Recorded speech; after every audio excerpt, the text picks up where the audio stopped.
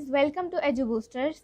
तो जैसा कि आपको पता है कि हमारा केमिस्ट्री का फर्स्ट चैप्टर चल रहा था क्लास 9 का, मैटर इन आवर सराउंडिंग। उसका हमने पहले ही 4 वीडियो अपलोड कर चुकी हूँ। तो अगर आपने उसे नहीं देखा है तो प्लीज़ उसे जाके चेकआउट कीजिए, क्योंकि उसके बाद ही आपको ये सब टॉपिक समझ में आएंगे। तो लेटेंट हीट के एक सिंपल सा पॉइंट है जिसको मैं आपको समझाना चाहती हूँ कि लेटेंट हीट क्या होती है। ठीक है, आपके बुक में एक लाइन मेंशन किया हुआ है लेटेंट हीट का, उसे मैं समझा देती हूँ। देखिए, लेटेंट हीट मतलब गुप्त ऊष्मा, मतलब गुप्त ऊष्मा। ठीक है, लेटेंट हीट मतलब गुप्त ऊष्मा। तो गुप्त ऊष्मा से क्या समझ में आ रहा है कि गुप्त मतलब छिपा हुआ, ठीक है, ऊष्मा मतलब हीट। तो छिपा हुआ हीट को हम लोग लेटेंट हीट कहते हैं। कैसे लेटेंट हीट कहते हैं ये हम आपको बताते हैं। देखिए, आपने पढ़ा था स्टेट चेंजिंग, तो सॉलिड से लिक्विड में चेंज, लिक्विड से गैसेस में चेंज, जब हम टेम्परेचर को चेंज कर रहे थे तब। ठीक है, तो टेम्परेचर को चेंज कर रहे थे, तो जैसे ये आइस के मॉलिक्यूल है, मान लीजिए ये आइस के मॉलिक्यूल है। ठीक है, ये एक दूसरे से बहुत पास हैं। ठीक है, और हमने इसमें हीट दिया। क्या दिया? हीट दिया। ठीक है, ये हीट देने के बाद इसके मॉलिक्यूल्स जो थे वो अलग अलग तो हो गए। ठीक है, मतलब थोड़ा दूर दूर हो गए, बट ये दूर दूर हुए तो उनका टेम्परेचर जो है वो चेंज नहीं दिखाई दिया। मतलब कि टेम्परेचर जब ये सॉलिड से वाटर में चेंज हुए तब जो टेम्परेचर था, मतलब ये जो हीट दिए वो कहाँ गया हमें पता नहीं चला। तो वो टेम्परेचर जो है वो मैंने आपको बताया था कि इन दो मॉलिक्यूल्स के बीच के फोर्स ऑफ अट्रैक्शन को, इंटरमॉलिक्यूलर फोर्स ऑफ अट्रैक्शन को तोड़ने में चला गया था। ठीक है, इसको ब्रेक करने में चला गया था। तो इस इंटरमॉलिक्यूलर फोर्स ऑफ अट्रैक्शन को ब्रेक करने के लिए ये जो हीट एनर्जी गई, ठीक है, ये हीट एनर्जी जो गई ना, इसे ही हम लेटेंट हीट कहते हैं। क्योंकि ये हीट हमें पता नहीं चलती कि वो गई कहाँ, क्योंकि हम उसे मेज़र नहीं कर पाते हैं ना। अब आप ही बताइए, किसी भी मॉलिक्यूल्स के बीच के फोर्स ऑफ अट्रैक्शन को तोड़ने के लिए जो हीट दी गई या वो कब टूटा ये हमें तो पता नहीं चला, है ना, क्योंकि वो मॉलिक्यूल्स इतने छोटे हैं कि हमें पता नहीं चल पाता है। तो ये हीट जो है इसी काम में चला जाता है, इस इंटरमॉलिक्यूलर फोर्स ऑफ अट्रैक्शन को तोड़ने में, और हमें पता नहीं चलता है, इसीलिए इसे लेटेंट हीट कहा जाता है। ठीक है, बुक में लेटेंट हीट ऑफ वेपराइजेशन दिया है और लेटेंट हीट ऑफ फ्यूजन दिया हुआ है। ठीक है, जब हम आइस से लिक्विड में जब चेंज करते हैं, मतलब आइस से वाटर में चेंज करते हैं, तो उसको लेटेंट हीट ऑफ फ्यूजन कहते हैं। और जब वाटर से वाटर वेपर में चेंज करते हैं ना, तो जो तब भी यही प्रोसेस होता है, फोर्स ऑफ अट्रैक्शन को तोड़ने का, ताकि और दूर हो जाए मॉलिक्यूल्स। ठीक है, तो भी जो हीट जाता है लेटेंट हीट, तो उसको हम लोग लेटेंट हीट ऑफ वेपराइजेशन कहते हैं। ठीक है, तो ये एक सिंपल सा टॉपिक था। ठीक है, अब हम आगे बढ़ते हैं। जो हमारा मेन टॉपिक है, effect of change of pressure. ठीक है, effect of change of pressure. जब हम मैटर के स्टेट चेंजिंग करते हैं, तो वहाँ पे प्रेशर का भी एक बहुत इम्पोर्टेंट रोल होता है। तो उस प्रेशर का क्या रोल होता है स्टेट चेंजिंग में, ये मैं आपको बताती हूँ। देखिए, स्टेट चेंज हो रहा है, मतलब कि देखिए यहाँ पे पहले आइस था। ठीक है, आइस था, आइस से लिक्विड बन गया। मैं यहाँ लिख दूँ, यह है आइस। ठीक है, इससे वाटर बन गया, है ना, वाटर के मॉलिक्यूल थोड़े दूर दूर हुए। ठीक है, और यहाँ से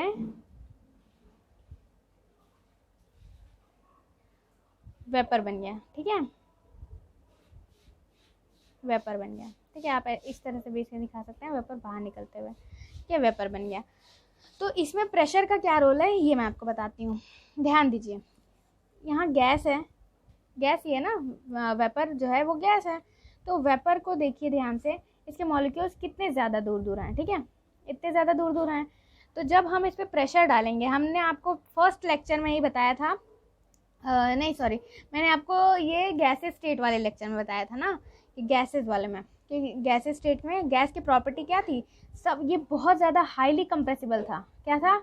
हाईली कंप्रेसिबल है, कि बहुत ज़्यादा कंप्रेस हो सकता है ये, इस पर प्रेशर लगाने पे ये बहुत ज़्यादा कंप्रेस हो सकता है। ठीक है, तो देखिए जैसे कि यहाँ पे हमने गैस के मॉलिक्यूल्स को मेंशन किया है यहाँ पे। तो गैस के मॉलिक्यूल में जब हम प्रेशर लगाएंगे, ठीक है, अब आप पूछिए कि प्रेशर लगाएंगे कैसे। तो देखिए मान लीजिए ये कोई सिलेंडर है, ठीक है, मान लीजिए यहाँ एक सिलेंडर है, ठीक है, इस सिलेंडर में गैस के मॉलिक्यूल्स भरे हुए हैं, ठीक है, गैस के मॉलिक्यूल्स हैं। अब इस सिलेंडर में मैं क्या कर रही हूँ, इस सिलेंडर में एक पिस्टन लगा दी हूँ, ठीक है, यहाँ एक पिस्टन इस तरह से मैं लगा दी हूँ। अब इस पिस्टन पे मैं फोर्स लगा रही हूँ, ठीक है, फोर्स लगा रही हूँ। फोर्स लगाने से क्या होगा, इन मॉलिक्यूल्स पे, इन गैस के मॉलिक्यूल्स पे प्रेशर पड़ेगा, ठीक है, प्रेशर पड़ेगा और वो कंप्रेस होंगे। कंप्रेस होके कैसे हो जाएंगे, देखिए ध्यान से देखिएगा, कंप्रेस होके ये कुछ ऐसे दिखेंगे। देखिए ये हमारा पिस्टन, ठीक है, ये हमारा पिस्टन, ये हमारा सिलेंडर, और ये कंप्रेस होकर के कुछ ऐसे दिखने लगेंगे, ठीक है, ठीक है। फर्दर इसे कंप्रेस करेंगे तो इसके मॉलिक्यूल्स और पास पास आएंगे, ठीक है। ये देखिए ये वेपर है, ठीक है, या हम लोग बोलते गैस है, ठीक है। तो ये गैस है और इसको कंप्रेस करेंगे ना तो ये ऐसा हो जाएगा। इस पर फोर्स लगाएंगे, फोर्स अप्लाई किए और इसे कंप्रेस किए, कंप्रेस किए क्योंकि गैस में हाईली कंप्रेसिबिलिटी फैक्टर होता है, ठीक है, कंप्रेस बहुत ज़्यादा हो सकता है वो।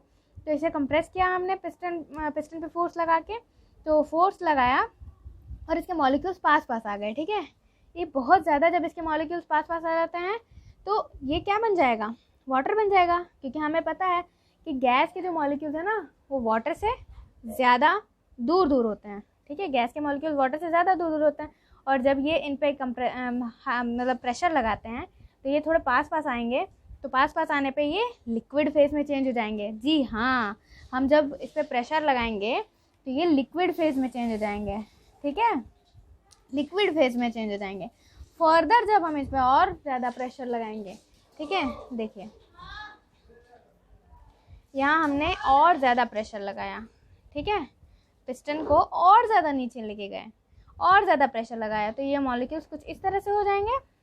हाँ, आप मानते हैं इस बात को कि मॉलिक्यूल्स और ज़्यादा पास पास आ जाएंगे, जिसके कारण ये सॉलिड में चेंज हो जाएंगे। जी हाँ, ऐसा होता है, प्रेशर लगाने पे गैस से लिक्विड और लिक्विड से सॉलिड में चेंज होता है, ठीक है।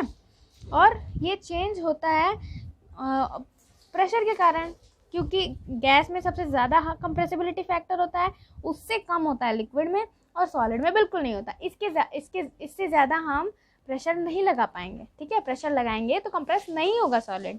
ये तो इस तरह से भी फेज चेंजिंग होता है। मैं इसका एक एग्जांपल देती हूँ। आपने नाम सुना होगा कार्बन डाइऑक्साइड का, सॉलिड कार्बन डाइऑक्साइड का, ठीक है, सॉलिड CO2 यानी carbon dioxide, solid carbon dioxide का आपने नाम सुना होगा, ठीक है। सॉलिड कार्बन डाइऑक्साइड होता है, उसको भी हम लोग हाई प्रेशर पे ही स्टोर करते हैं, क्योंकि कार्बन डाइऑक्साइड तो एक गैस होता है ना, कार्बन डाइऑक्साइड गैस होता है। तो कार्बन डाइऑक्साइड को ना हाई कंप्रेस, मतलब बहुत ज़्यादा कंप्रेस करके उसको सॉलिड फेज में हम लोग स्टोर किया जाता है, ठीक है। और इसको हम लोग कहते हैं, और इस कार्बन डाइऑक्साइड को ना हम लोग क्या किस नाम से जानते हैं, ड्राई आइस के नाम से जानते हैं, ठीक है, ड्राई आइस के नाम से जानते हैं, ठीक है। याद रखिएगा, ये क्वेश्चन पूछा जाता है कि ड्राई आइस किसे कहते हैं। कार्बन डाइऑक्साइड आपको ऑप्शन दे देंगे और पूछेंगे कि ड्राई आइस किसे कहा जाता है, तो ये ड्राई आइस होता है, ठीक है। अच्छा, एक और चीज़ हमें आपको बताना है इसी टॉपिक के बारे में, मैं अभी बताती हूँ, ठीक है, ठीक है बच्चों। तो हम effect of change of pressure में कुछ ये देखिए, स्टेट चेंजिंग हमने आपको बताया है। देखिए स्टेट चेंजिंग होता है सॉलिड से लिक्विड, लिक्विड से गैस, गैस से सॉलिड, ठीक है, ये होता है। सॉलिड से जब लिक्विड में चेंज होता है, फेज चेंज होता है, स्टेट चेंज होता है, जब सॉलिड से लिक्विड में स्टेट चेंज होता है तो उसे हम कहते हैं फ्यूज़न, ठीक है। क्या कहते हैं, फ्यूज़न। इसका नाम याद करना, आपको इसके बारे में पूरी डिटेल नहीं स्टडी करनी है, ठीक है, इसका नाम आप याद कर लीजिए, ठीक है। ध्यान रखिए कि ये क्या होता है, आगे के क्लासेस में आपको इसकी डिटेल स्टडी करनी है, ठीक है। तो सॉलिड से लिक्विड में चेंज जब होता है, स्टेट चेंज होता है, तो उसको फ्यूज़न कहते हैं, ठीक है। फ्यूज़न मतलब टूटना, ठीक है, फ्यूज़न मतलब टूटना। तो सॉलिड के मॉलिक्यूल जब टूटते हैं लिक्विड में जाने के लिए ना, तो उसे फ्यूज़न कहते हैं, और लिक्विड से जब सॉलिड में होता है तो उसे सॉलिडिफिकेशन कहते हैं, सॉलिड में चेंज होना, ठीक है, सॉलिडिफिकेशन, ठीक है। तो लिक्विड से सॉलिड में चेंज होता है तो सॉलिडिफिकेशन, सॉलिड से लिक्विड में चेंज होता है तो फ्यूजन, ठीक है। अब नेक्स्ट देखते हैं लिक्विड से गैस में चेंज। लिक्विड से जब गैस में चेंज होता है तो उसको वेपराइजेशन कहते हैं, क्योंकि ध्यान दीजिए, क्योंकि लिक्विड जब गैस में चेंज होता है तो वेपर निकलता है। किसी भी लिक्विड को आप गर्म कीजिए और गैस में जब कन्वर्ट होते हुए देखेंगे तो उसे हम वेपर कहेंगे, ठीक है, तो उसे वेपराइजेशन कहेंगे, ठीक है, उस प्रोसेस को वेपराइजेशन कहेंगे। और गैस से लिक्विड में चेंज होता है तो, ठीक है, गैस से लिक्विड में जब फेस चेंज होता है तो उसे कहते हैं कंडेंसेशन, यानी थोड़ा ठंडा हो जाना, ठीक है, तो कंडेंसेशन कहते हैं। इसी तरीके से गैस भी सॉलिड में चेंज होता है। जी हाँ, गैस बिना लिक्विड के चेंज हुए डायरेक्ट सॉलिड में चेंज हो सकता है, ठीक है, गैस बिना लिक्विड में चेंज हुए डायरेक्ट सॉलिड में चेंज हो सकता है। उसे क्या कहते हैं? गैस से सॉलिड में चेंज होना डिपोजिशन कहते हैं, और सॉलिड से गैस में चेंज होना सब्लिमेशन कहते हैं। मैं आपके एक एग्जांपल दे देती हूँ इसकी। सॉलिड से लिक्विड में चेंज होने को का एग्जांपल आप आइस ले लें, ठीक है, इसका एग्जांपल हो गया आइस, ठीक है, आइस हो गया, आइस से वाटर में चेंज हुआ, ठीक है, वाटर में चेंज हुआ, वाटर से वाटर वेपर, ठीक है, वाटर वेपर, ठीक है। अच्छा, और वाटर वेपर से वाटर डायरेक्ट चेंज हो गया, ठीक है, वाटर, और वाटर से आइस भी चेंज होता है, ठीक है। ये हो गया इसका एग्जांपल, सॉलिड से लिक्विड, लिक्विड से गैस। गैस से सॉलिड में चेंज हुआ, ये कैसे पता चलेगा? देखिए, सॉलिड से गैस में पहले चेंज कर बता देते, सब्लिमेशन बता देती हूँ मैं। सब्लिमेशन आप देखेंगे कपूर को, ठीक है, कपूर देखिएगा, कपूर को जब हम लोग जलाते हैं तो वो क्या होता है, बिना कपूर क्या सॉलिड है, ठीक है, कपूर सॉलिड है, कैम्फर, ठीक है, कैम्फर, कैम्फर सॉलिड है, सॉलिड है, तो कैम्फर जो है उसको आप जब जलाते हैं कपूर को तो वो डायरेक्ट गैस में चेंज होता है, लिक्विड में तो चेंज होता नहीं है। आप कभी कपूर को लिक्विड में चेंज होते हुए देखे हैं? बिल्कुल नहीं। तो कपूर जो है डायरेक्ट गैस में चेंज हो जाता है, तो वो एक एग्जांपल है सब्लिमेशन का, ठीक है, सब्लिमेशन का एग्जांपल है। एक और एग्जांपल है अगरबत्ती का। अगरबत्ती आप घरों में जलाते हुए देखते होंगे, मम्मी को, पापा को, सबको देखते होंगे अगरबत्ती जलाते हुए। अगरबत्ती क्या है? सॉलिड है, और वो जब जलाते हैं उससे तो डायरेक्ट गैस में चेंज होता है बिना लिक्विड में चेंज हुए, ठीक है। इसी तरह गैस भी सॉलिड में चेंज होता है, जैसे कार्बन डाइऑक्साइड, ड्राई आइस, मैंने अभी आपको बताया ड्राई आइस, ठीक है, तो ड्राई आइस किसको कहते हैं? CO2 को, कार्बन डाइऑक्साइड को, याद रखिएगा, ठीक है, कार्बन डाइऑक्साइड को हम लोग कहते हैं ड्राई आइस। तो कार्बन डाइऑक्साइड भी क्या होता है? गैस से सॉलिड में डायरेक्ट चेंज होता है, वो भी लिक्विड में चेंज नहीं होता है, ठीक है। तो ये हो गया कुछ, ये हो गया फेज चेंजिंग, और उसके एग्जांपल मैंने आपको दे दिए हैं, इसके नाम याद कर लीजिएगा, ठीक है। चलिए तो बच्चों, हमारा नेक्स्ट टॉपिक है एवापोरेशन, ठीक है। तो एवापोरेशन कौन सा प्रोसेस होता है ये हम आज आपको बताने वाले हैं, ठीक है। तो एवापोरेशन देखिए, मैं आपको बता रही हूँ, एवापोरेशन का हिंदी होता है वाष्पीकरण, ठीक है। क्या होता है? वाष्पीकरण, ठीक है। एवापोरेशन मतलब वाष्पीकरण। तो वाष्पीकरण का प्रोसेस होता क्या है? देखिए, जब भी आपने बहुत अपने डेली लाइफ में एग्जांपल देखे होंगे कि आप कपड़े अपने डालते हैं धूप में सूखने के लिए, और वो सुबह से शाम तक होते होते वो सूख जाते हैं। अच्छा, ये बताइए, वो कपड़ों में पानी रहता है और पानी वेपर बन गया, कैसे बना? बॉइलिंग पॉइंट तक पहुंचा, वाटर उसका जो था वो बॉइलिंग पॉइंट पे पहुंचा? नहीं पहुंचा, लेकिन वेपर तो बन गया। तो आखिर ये कैसे हुआ? तो ये है एवापोरेशन, ठीक है। जब भी कोई लिक्विड अपने बॉइलिंग पॉइंट से नीचे के टेम्परेचर पर ही वेपर में चेंज हो जाता है तो उसे हम उस प्रोसेस को एवापोरेशन कहते हैं, ठीक है। ध्यान दीजिए, अपने बॉइलिंग पॉइंट मतलब बॉइलिंग पॉइंट तक पहुंचा नहीं टेम्परेचर, उसके नीचे ही है, ठीक है, बॉइलिंग पॉइंट के बिलो, ठीक है, बॉइलिंग पॉइंट के बिलो टेम्परेचर पे अगर कोई लिक्विड वेपर में चेंज हो गया तो उसे एवापोरेशन कहते हैं। तो ये एवापोरेशन का प्रोसेस होता कैसे? जब बॉइलिंग पॉइंट तक पहुंचा नहीं तो वेपर में चेंज कैसे हुआ? तो मैं आपको बता दूँ, बहुत सारे जैसे एक लिक्विड का एग्जांपल लेते हैं वाटर का, ठीक है। सबसे अच्छा एग्जांपल हमारा वाटर है। तो वाटर के मॉलिक्यूल्स आप देखिए, मान लीजिए ये वाटर के मॉलिक्यूल्स हैं, ठीक है। ये किसी कंटेनर में रखा हुआ है। तो वाटर के जो सब ऊपर वाले मॉलिक्यूल्स है, सरफेस वाले मॉलिक्यूल्स ना, जैसे ये 3 मॉलिक्यूल्स मान लीजिए, तो इनके पास बहुत ज़्यादा हायर काइनेटिक एनर्जी होती है, ठीक है, क्योंकि वो सरफेस पे हैं, तो वो सबसे ज़्यादा उनके पास काइनेटिक एनर्जी होती है। तो ये काइनेटिक एनर्जी ना, ये एक दूसरे के अपने ही मॉलिक्यूल्स, मतलब एक अपने और अपने पास वाले मॉलिक्यूल्स के बीच के फोर्स ऑफ अट्रैक्शन को तोड़ने में ये अपना यूज़ कर लेते हैं काइनेटिक एनर्जी को, क्योंकि इसके मॉलिक्यूल्स बहुत ज़्यादा दूर दूर तक तो चल नहीं पाते हैं। वाटर है तो वो कंटेनर में रखा है, तो ज़्यादा दूर तक नहीं चल पाते हैं, ठीक है, अपना काइनेटिक एनर्जी यूज़ नहीं कर पाते हैं। तो ये काइनेटिक एनर्जी ये एक दूसरे के मॉलिक्यूल्स के बीच के फोर्स ऑफ अट्रैक्शन को ब्रेक करने में लगा देते हैं। अब ये जब फोर्स ऑफ अट्रैक्शन ब्रेक हो गया किसी भी टेम्परेचर पे, ठीक है, मान लीजिए ये थोड़ा गर्मी का मौसम है, लेकिन टेम्परेचर बहुत ज़्यादा नहीं है, 36 डिग्री सेल्सियस या 40 डिग्री सेल्सियस मान लीजिए। तो इस टेम्परेचर पे अगर ये वाटर का जो मॉलिक्यूल्स हैं अपना काइनेटिक एनर्जी ना इसको दे दिया, इसके फोर्स ऑफ अट्रैक्शन को तोड़ने में, और ये मॉलिक्यूल्स फ्री हो गए। अब जब फोर्स ऑफ अट्रैक्शन टूट गया तो ये मॉलिक्यूल फ्री होकर के सराउंडिंग में चले गए और गैस बन गए, वेपर बन गए, ठीक है। इस तरह से कपड़े भी इसी तरीके से सूखते हैं, ठीक है। अच्छा, मैं इसका एक और एग्जांपल दे दूँ। आप जब गर्मी, बहुत ज़्यादा गर्मी पड़ती है, तो आप छतों पर या अपने आंगन में पानी डालते हैं, ठीक है, ताकि आंगन आपका ठंडा हो जाए, ठीक है। तो पानी डालते हैं, तो जब आप पानी गिराते हैं तो ध्यान दीजिए, धूप बहुत ज़्यादा तेज़ रहता है तो वो पानी तुरंत ही सूख जाता है। कैसे सूख जाता है? वो वाटर जो है ना वेपर में चेंज हो जाता है, इसीलिए सूख जाता है, और ये भी एवापोरेशन का ही प्रोसेस है, ठीक है। ये एग्जाम्पल है एवापोरेशन का, और इसीलिए मैंने यहाँ लिखा है कि एवापोरेशन कॉज कूलिंग, ठीक है। ये भी होता है, एवापोरेशन कूल कॉज करता है, मतलब ठंडक देता है। कैसे ठंडक देता है ये मैं आपको बताती हूँ। तो एवापोरेशन को बहुत सारे फैक्टर अफेक्ट करता है, ठीक है। आप जानते हैं कि एवापोरेशन जो प्रोसेस है, जैसा कि मैंने आपको बताया, तो उसे अफेक्ट करने वाले कुछ फैक्टर हैं जो आपको इस चैप्टर में पढ़ने हैं, वो मैं आपको बता देती हूँ। पहला है सरफेस एरिया। जब आप सरफेस एरिया बढ़ाएंगे तो एवापोरेशन की प्रोसेस और जल्दी होगी। कैसे होगी?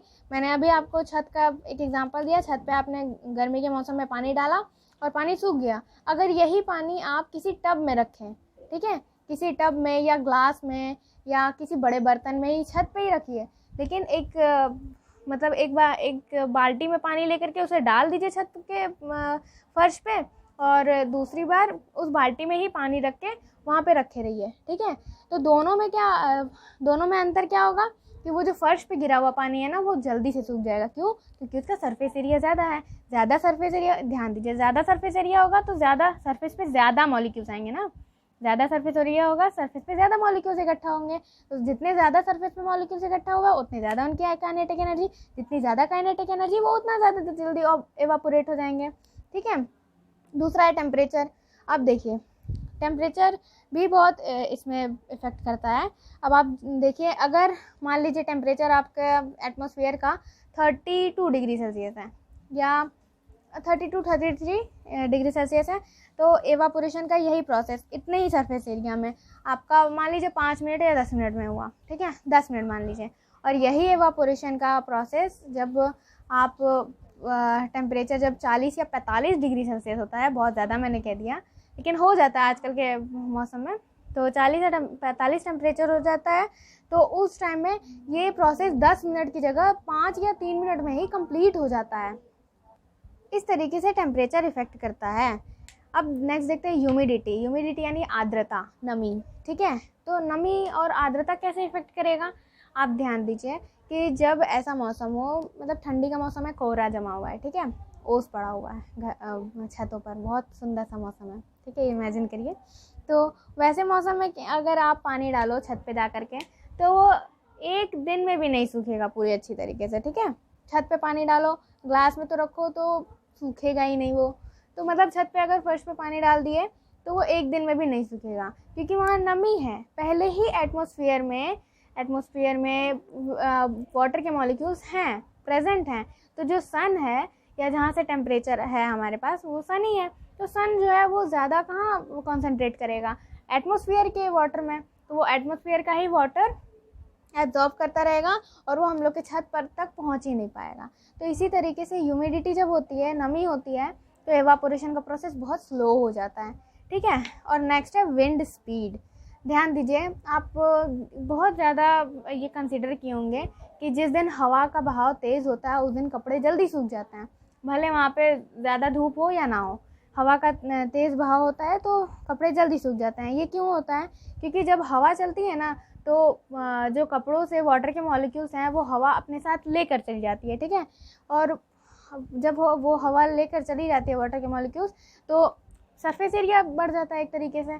तो उस तरीके से ना जो सन है वो आसानी से वाटर के मॉलिक्यूल्स को एयर में से ही जल्दी से एवापोरेट कर लेता है।